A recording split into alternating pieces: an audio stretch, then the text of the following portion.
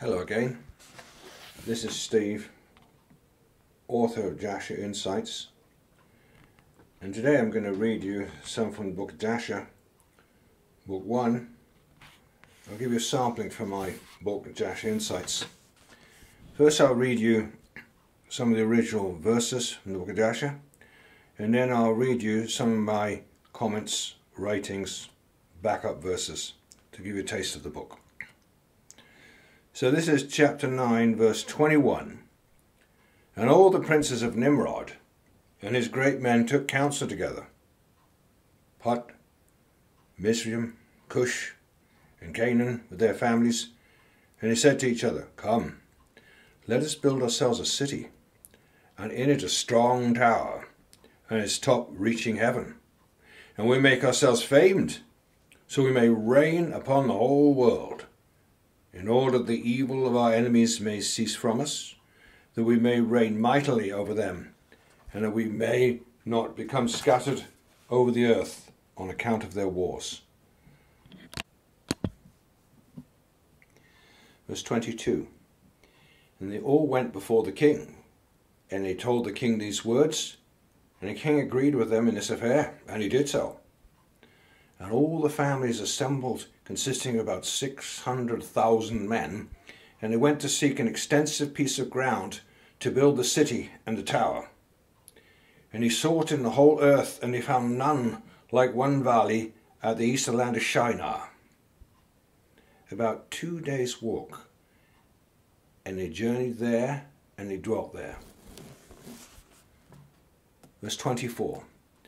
And they began to make bricks and burn fires to build the city and the tower that they imagined to complete. 25.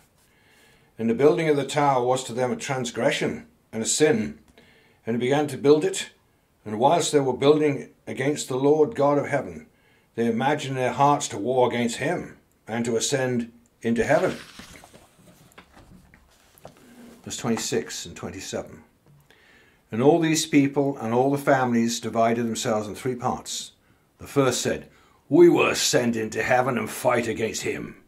The second said, We'll ascend to heaven, place our own gods there and serve them. And the third part said, We will ascend to heaven and smite him with bows and spears. And God knew all their works and all their evil thoughts. He saw the city and the tower which they were building. Verse 27. And when they were building, they built themselves a great city and a very high and strong tower.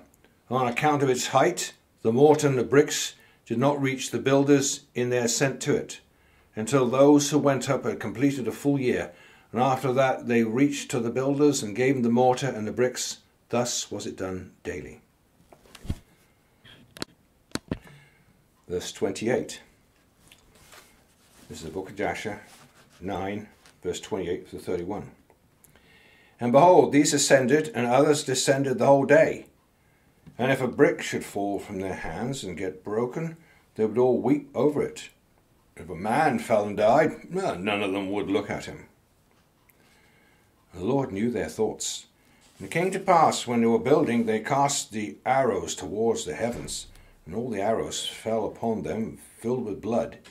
When they saw them, they said to each other, Surely we've slain all those that are in heaven. For this was from the Lord, in order to cause them to err, and in order to destroy them from off the face of the ground. And he built the tower and the city, and he did this thing daily until many days and years were elapsed. 32. And God said to the 70 angels who stood foremost before him, to those who were near to him, saying, Come, let us descend and confuse their tongues, that one man shall not understand the language of his neighbour. And they did so unto them. Verse 33 to 37. And from that day following, they forgot each man his neighbour's tongue, and they could not understand to speak in one tongue. And when the builder took from the hands of his neighbour lime or stone, which he did not order, the builder would cast it away and throw it upon his neighbour, that he would die. And they did so many days, and he killed many of them in this manner. And the Lord smote the 3 divisions that were there, and he punished them according to their works and designs. Those who said, "We will ascend to heaven and serve our gods," became like apes and elephants. And those who said, "We'll smite the heaven with arrows," the Lord killed them. One man through the hand of his neighbour. And a 3rd division of those who said, "We will ascend to heaven and fight against him," the Lord scattered them throughout the earth. Verse 36. And those who were left amongst them, when they knew and understood the evil which is coming upon them, they forsook the building, and they also became scattered upon the face of the whole earth. Verse 37. And he ceased building the city and the tower, therefore he called that place Babel. From there the Lord confounded the language of the whole earth. Behold, it was at the east of the land of Shinar. Verse 38 and 9. And as to the tower which the sons of men built, the earth opened its mouth and swallowed up 1/3 part thereof. And a fire also descended from heaven and burned another 1/3. And the other 1/3 is left to this day. And it is of that part which was aloft, and its circumference is 3 days' journey. And many of the sons of men died in that tower, a people without number. So, here are a few of the comments I made in my book, JASHER INSIGHTS, about the Tower of Babel. It says here in comment number 2, at this particular time Nimrod was an emperor of the whole earth, and yet this was a few hundred years after the Great Flood, around about 2100 BC, and well before the famous 7 empires of mankind. First of all Egypt, then Assyria, Babylon, Medo-Persia, Greece, Rome, and the 7th empire mentioned in Bible prophecy is yet to come, that of the coming Antichrist. Notice that in this time period there's not much evidence for very advanced ancient technology, unlike before the Great Flood. Somehow after the flood, God himself limited the quick technological advances that we have now seen in modern times in only the past 150 years.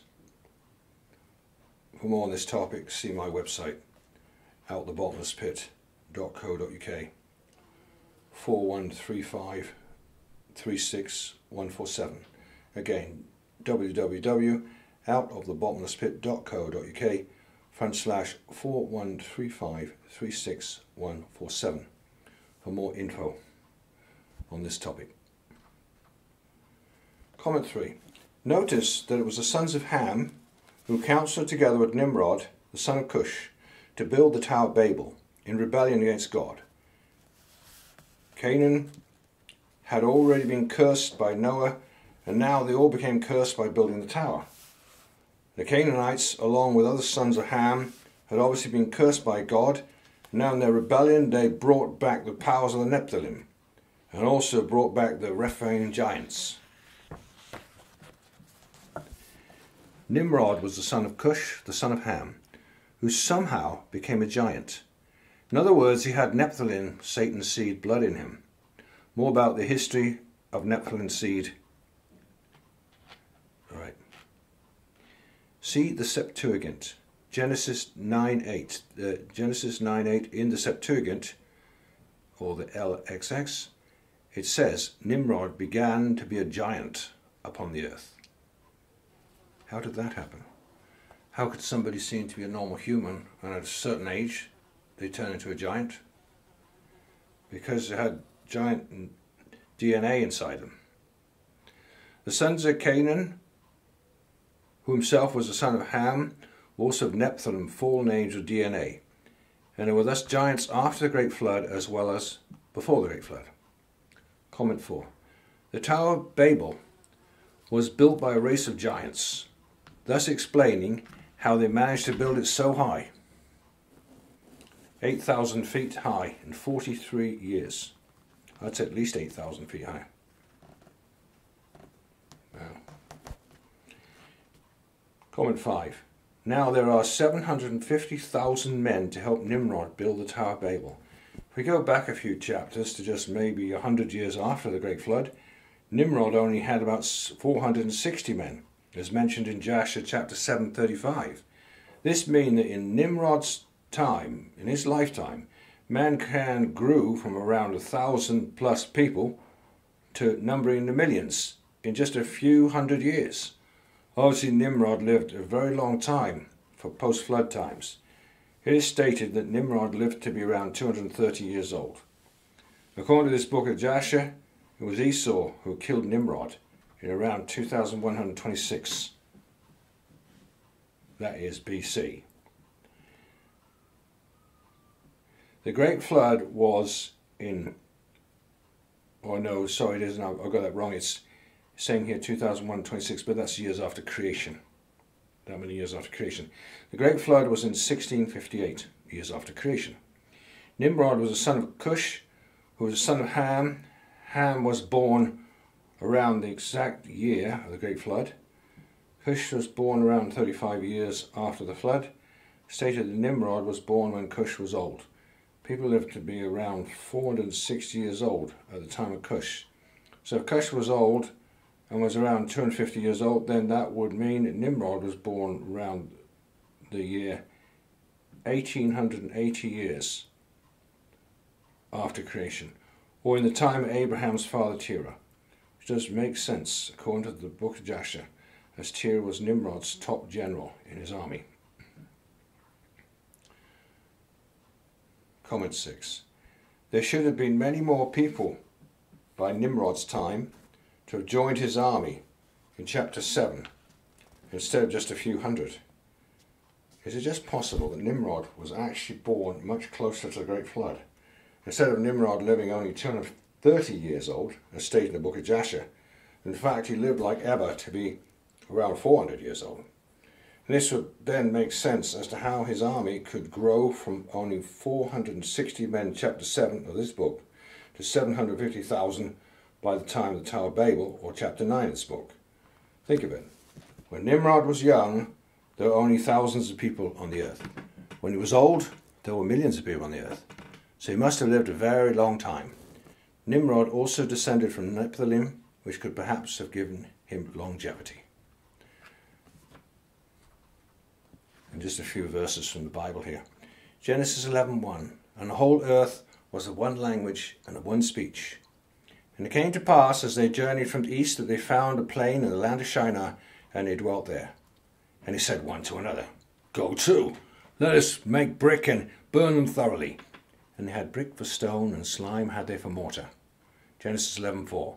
And he said, Go to, let us build a city and a tower, whose top may reach unto heaven, and let us make us a name, lest we be scattered abroad upon the face of the whole earth. There's a taste of this story, Tower of Babel, in the book of Jasher, and in this case, in my book, JASHER INSIGHTS, book 1. I do encourage everybody to please go and buy my Insights books, of which there are now 7, taken from the APOCRYPHA books, and this one, JASHER INSIGHTS, taken from the book of Jasher, one of the most exciting books that I've read. I have put JASHER INSIGHTS in 2 books because it was so long. So you've got JASHER INSIGHTS book 1 and book 2, as well as my other 5 Insights books. Bye for now. Thanks for listening, Steve.